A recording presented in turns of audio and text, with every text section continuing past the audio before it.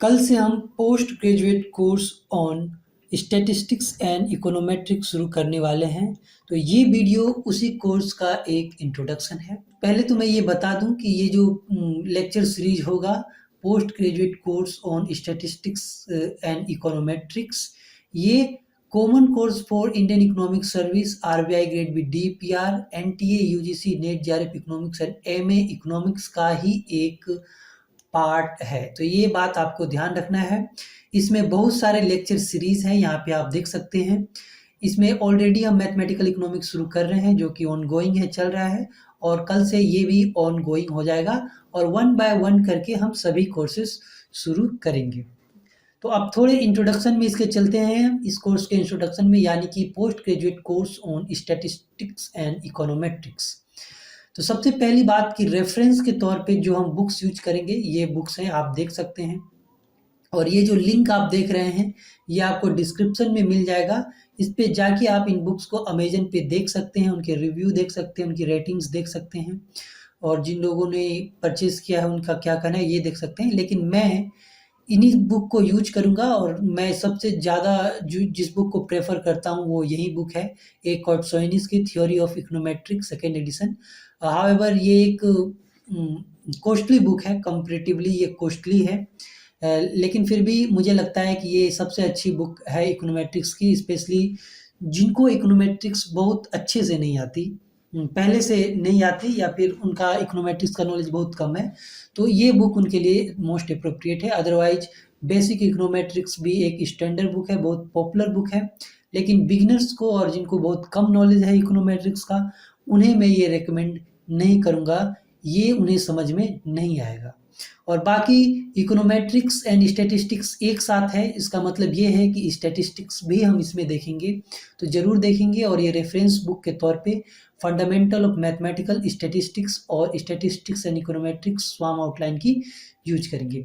तो ये सारे रेफरेंसेस मैंने आपको बता दिए, और मैं बता दूं कि स्टैटिस्टिक्स एंड इकोनोमेट्रिक्स मैं इसलिए भी बोल रहा हूँ पूरे कोर्स का नाम, क्योंकि बिना स्टैटिस्टिक्स पढ़े आप इकोनोमेट्रिक्स नहीं पढ़ सकते हैं।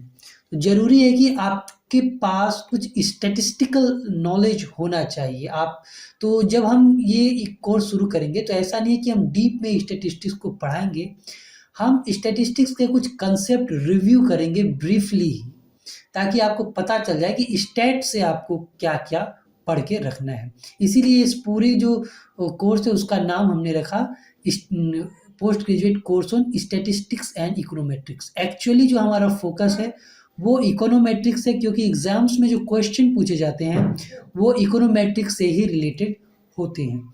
तो ये बात होगी रेफरेंसेस की।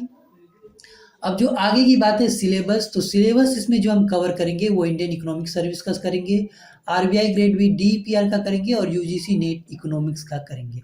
और जब आप तीनों सिलेबस को कंबाइन करते हैं तो ये एमए का सिलेबस हो जाता है, यानी कि एमए लेवल पे जो आप इकोनॉमिक्स पढ़ते हैं उसके कोर पेपर्स का सिलेबस हो जाता है। ठीक, ये ध्यान रखिएगा, उसके कोर पेपर का, हर पेपर का नहीं, कोर पेपर्स जो होते हैं उसका सिलेबस ये बन जाता है।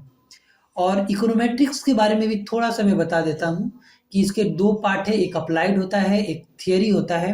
तो हमारा जो फोकस होगा ये थियरी पे ही होगा, क्योंकि जो हमारे लिए इम्पोर्टेंट है थियरी है, थियरी को ही हम अप्लाई करते हैं जब एम्पिरिकल डेटा पे, तो वो अप्लाइड इकोनोमेट्रिक्स हो जाता है। तो अप्लाइड इकोनोमेट्रिक्स डायरेक्टली आप नहीं पढ़ सकते, आपको थियरी पता होना चाहिए, लेकिन थियरी एक अलग चीज़ होती है, क्योंकि आप बहुत डीपली भी थियरी को पढ़ सकते हैं, लेकिन अप्लाइड इकोनोमेट्रिक्स पढ़ने के लिए बहुत डीपली थियरी पढ़ना जरूरी नहीं है।